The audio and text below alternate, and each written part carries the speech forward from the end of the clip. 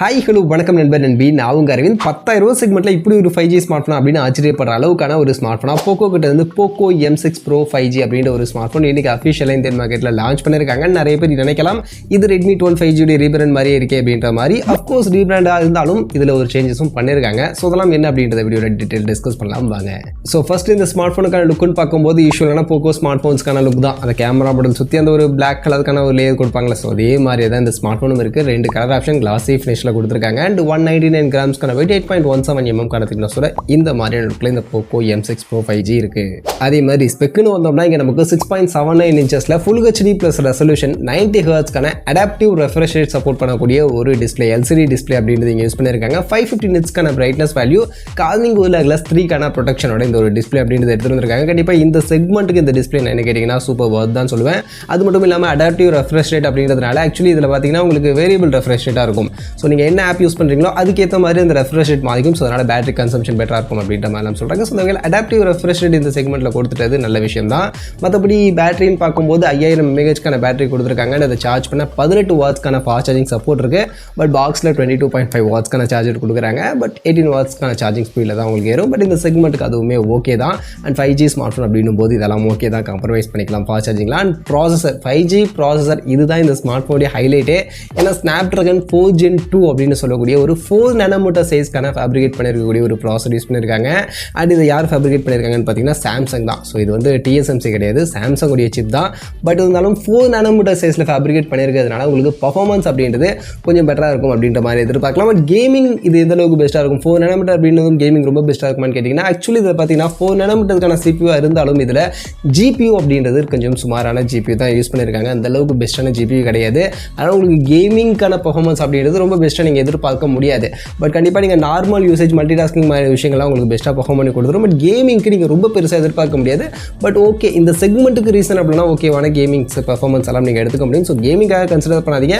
மற்றபடி normal usage ஒரு பெரிய பேட்டரி பேக்கப் பேட்டரி லைஃப் கொடுக்கக்கூடிய ஒரு ஸ்மார்ட் ஃபோனில் வேணும்னு நினச்சிங்கன்னா இது கண்டிப்பாக உங்களுக்கு நல்ல ஆப்ஷன். ஏன்னா 4 nanometer ப்ராசஸர் அப்படின்றதுனால பேட்டரி லைஃபும் பெஸ்ட்டாக இருக்கும். At the same time CPU பர்ஃபார்மன்ஸும் நல்லாயிருக்கும். ஸோ மல்டி டாஸ்கிங் மாதிரி விஷயங்களுக்கு நீங்கள் கண்டிப்பாக கன்சிடர் பண்ணலாம். அண்ட் 5G ஸ்மார்ட் ஃபோனோட 7 5G பேண்டுக்கான சப்போர்ட்டோடையும் இருக்குது.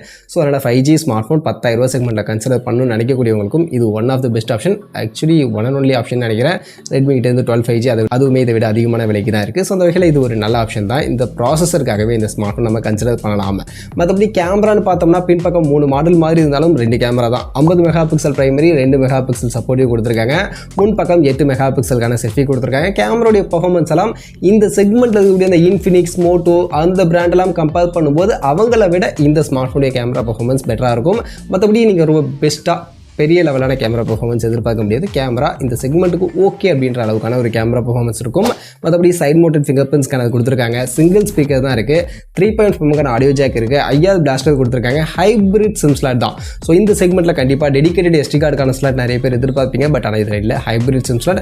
ஸோ 2 சிம் இல்லைனா ஒரு சிம் ஒரு மெமரி கார்டு தான் உங்களால் யூஸ் பண்ண முடியும். அதை நோட் பண்ணிக்க. Android 13 MIUI 14 இந்த ஸ்மார்ட் ஃபோன் ரன் ஆகுது.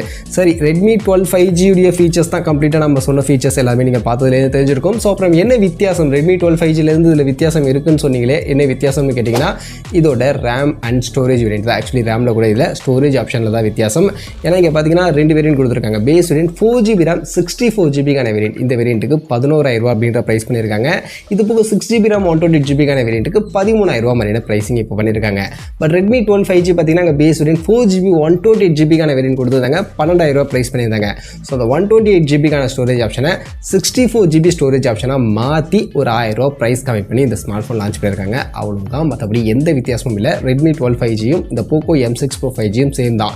ஸோ உங்களுக்கு 64GB ஸ்டோரேஜ் போதும் அப்படின்னு நினச்சிங்கன்னா இங்கே வரலாம். இல்லை 128GB ஸ்டோரேஜ் வேணும்னு நினச்சிங்கன்னா ரெட்மி 12 5G போகலாம். ரெண்டுமே ஈக்குவல் தான். பட் ஆனால் அந்த 6GB 128GB ஸ்டோரேஜ் எடுத்துக்கிட்டிங்கன்னா ரெட்மி பார்த்தீங்கன்னா 13,500 லான்ச் பண்ணாங்க. பட் ஆனால் இது 13,000 கிடைக்குது. ஸோ ஒரு 500 கம்மியாகவே இந்த போக்கோ ஸ்மார்ட் ஃபோன் கிடைக்குது. ஸோ அது ஒரு அட்வான்டேஜ் இந்த போக்கோவுக்கு. ஸோ அது வேணும்னு நினச்சிங்கனாலும் நீங்கள் இங்கே வரலாம்.